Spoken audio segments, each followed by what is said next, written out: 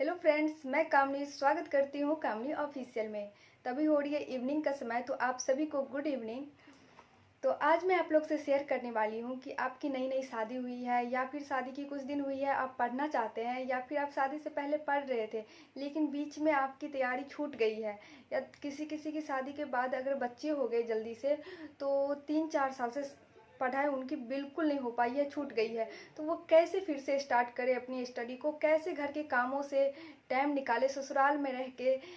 अगर joint family है या स्मॉल फैमिली है किसी की, तो उसमें से कामों के साथ कैसे टाइम निकाल के आप खुद को मोटिवेट रख सकते हैं, तैयारी फिर से शुरू कर सकते हैं और जिस एग्ज़ाम की आप तैयारी करना चाहते हैं उस एग्ज़ाम में आप सफल हो सकते हैं।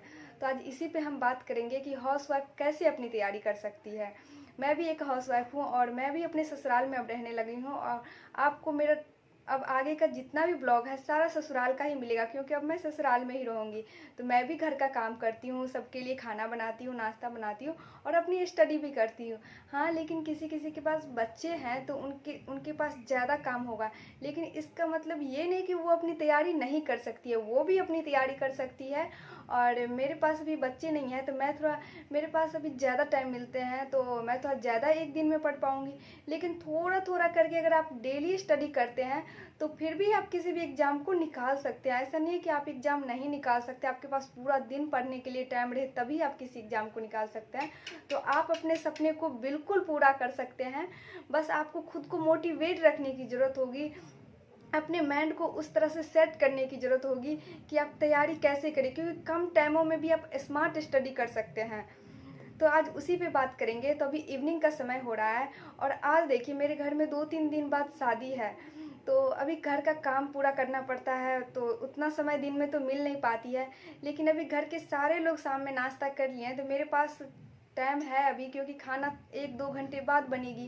तो 1-2 घंटा तो मेरे पास ये समय है अभी पढ़ने के लिए। इस समय में मैं फ़ोन चला सकती हूँ। क्या होता है ना, हम सब थोड़ा सा समय बचता है तो सोचने में, फ़ोन चलाने में, बातें करने में वेस्ट कर देते हैं। लेकिन अगर आपके पास कम टाइम है तो उस टाइम को वेस्ट करने की जगह आप उपयोग कर सकते हैं। लेकिन अगर हमारे पास ज़्यादा टाइम रहता है तो हम उस टाइम की वैल्यू नहीं करते हैं, ऐसे वेस्ट कर देते हैं, कहीं भी बातें करते हैं, बैठे रहते हैं। जिस काम से मेरा कुछ नहीं हो सकता, जिन बातों से, उन बातों को सोचते रहते हैं दिमाग में, और इससे क्या होती है, हमें स्ट्रेस होती है। और ऐसे बहुत सारी महिलाओं के साथ अभी मैं अपने आसपास देखी हूँ, डिप्रेशन का दवा लेनी पड़ती है। तो ये सब क्यों होता है, हम टेंशन क्यों लेते हैं बेकार। उतना टाइम अगर हम अपने पढ़ाई में देंगे, खुद को बिजी रखेंगे, तो इससे क्या होगा, हमारा मन शांत रहेगा, हमें खुशी मिलेगी अंदर से और हम अपने सपने को पूरा भी कर सकते हैं। तो आगे लाइफ में हमें बस खुशी ही खुशी मिलेगी। तो उस खुशी को पाने के लिए अभी तो मेहनत करनी पड़ेगी, इसी कामों में से अभी तो समय निकालना पड़ेगा हमें, तभी जा कर के आगे आप कुछ कर सकते हैं। तो आज हम उसी पे बात करेंगे। तभी जैसे मैं अपना एग्जांपल देती हूँ, मेरे पास अभी आज पूरा दिन काम था तो मैं बीच में रेस्ट करने लगी, क्योंकि सुबह से मैं काम कर रही थी तो सोची थोड़ा देर सो जाती हूँ। तो 1-2 घंटा मैं सो गई थी दोपहर में। फिर अभी मेरे पास सब नाश्ता कर लिए हैं तो 2 घंटा टाइम था, तो मैं सोची अपनी स्टडी कर लेती हूँ। और आप लोगों से कुछ मेरे दिमाग में अभी आ रहे थे कि मैं शेयर करूँ, तो इसलिए आप लोग से अगर मैं शेयर करती हूँ तो मैं भी मोटिवेट होती हूँ। हो सकता है आप लोग में से बहुत लोग मोटिवेट होते होंगे, उसके साथ साथ मैं भी खुद को मोटिवेट रख पाती हूँ और मैं अच्छे से स्टडी कर पाती हूँ। तो अभी मैं स्टडी करने के लिए बैठी थी, इसीलिए ये सब बातें आपसे शेयर की, ताकि आप लोग में से बहुत लोग सोचते होंगे कि हम कैसे स्टडी करें, हाउसवाइफ हैं तो हम तो स्टडी कर नहीं सकते हैं, ससुराल में रह के बिल्कुल कर सकते हैं। अब तो ऐसा आ गया, अगर आपके पास टीचर नहीं है, कोचिंग, पहले हम लोग क्या करते थे, बचपन में कोचिंग जाते थे, क्या सर हमें सब कुछ पढ़ा देते थे, वो बस हमें दिखाते थे रास्ता, गाइड करते थे, जहाँ दिक्कत होती थी बताते थे। और हम खुद से जब तक सेल्फ स्टडी नहीं करेंगे कोई एग्ज़ाम नहीं निकल सकता, हमारे बदले दूसरा तो नहीं पढ़ सकता है। तो इसीलिए आपके पास अभी फ़ोन तो सबके पास है, इंटरनेट का प्रयोग कर सकते हैं, यूट्यूब की हेल्प ले सकती है, वहाँ भी अच्छी अच्छी वीडियो आप जिस टॉपिक पे खोजिएगा मिल जाती रहती है, तो वहाँ से भी आप हेल्प ले करके पढ़ सकते हैं। तो जैसे मैं भी करती हूँ, जहाँ जहाँ मुझे प्रॉब्लम होती है मैं इंटरनेट से, गूगल से, यूट्यूब से हेल्प लेती हूँ, तो वहाँ से आप अपनी तैयारी कर सकते हैं। और सबसे पहले पढ़ने के लिए आप मन को शांत रखिए। अगर आपके मन में कोई छोटी छोटी, ससुराल में क्या होती है, आपके नए घर मिलते हैं। आप बचपन से जहाँ रहते हैं वो माहौल चेंज होकर के आपको नए माहौल में ढलना पड़ता है। इस अनुसार आपको खुद को बदलना पड़ता है। तो हर चीज़ नया नया दिखता है तो हमारे माइंड में इतनी सारी उथल पुथल मच जाती है कि कैसे हम खुद को बदले, कैसे ये चीज़ हो पाएगा। तो इतना नहीं सोचना है, जो होता है लाइफ में होने देना है। हाँ, लेकिन आप खुद को खुश रखिए, खुद को मोटिवेट रखिए, क्योंकि हमें कोई दूसरा मोटिवेट नहीं कर सकता है।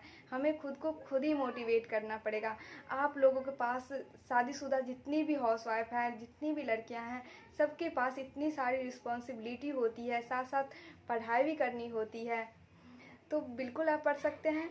और अभी 1-2 घंटे बाद मैं खाना बनाने के लिए जाऊंगी, तो तब तक मैं अपनी स्टडी कर लेती हूँ। और फिर बाद में 10 बजे तक, अब मैं कोशिश करती हूँ कि 10 से साढ़े 10 बजे तक मैं सो जाऊँ, ताकि सुबह मैं 4 से साढ़े 4 बजे तक मेरी नींद खुल जाए और फ्रेश होकर के मैं साढ़े 4 बजे तक पढ़ने के लिए बैठ जाऊँ। तो किसी दिन आपसे मैं मॉर्निंग से नाइट तक का रूटीन भी शेयर करूँगी कि मैं कैसे काम मैनेज करते हुए स्टडी कर पाती हूँ। तो बहुत जल्द वो भी ब्लॉग आने वाला है, तो आप लोग इंतज़ार कीजिएगा। और नए हैं कोई चैनल पे तो अगर मेरा वीडियो अच्छा लगे तो वीडियो को लाइक ज़रूर कीजिएगा और चैनल को सब्सक्राइब भी कर लीजिएगा। और अगर आप घर में सबको खुश रख पाते हैं तो आपको कोई भी पढ़ाई के लिए मना नहीं करेंगे। किसी के भी घर वाले, उन्हें उनसे आप बात कीजिए। सबसे पहले होती है कि हम लोग नए घर में आते हैं तो बात नहीं करते हैं। अगर आपके घर में सासू माँ होंगी, हस्बैंड होंगे, उनसे बात कीजिए कि मैं पढ़ना चाहती हूँ, तो वो आपको कभी नहीं रोकेंगे पढ़ने के लिए, क्योंकि आप भी उनके लिए नए हैं, वो भी आपके लिए नए हैं। तो उनसे अगर आप प्यार से कोई बात करते हैं कि मुझे पढ़ाई करनी है, तो आप कामों के साथ पढ़ाई बिल्कुल कर सकते हैं। ऐसा तो नहीं है कि वो रोकेंगे कि नहीं पढ़ाई नहीं करनी है। तो इसलिए आप उनसे बात कीजिए। और किसी के भी घर वाले पढ़ाई करने के लिए नहीं रोकते हैं।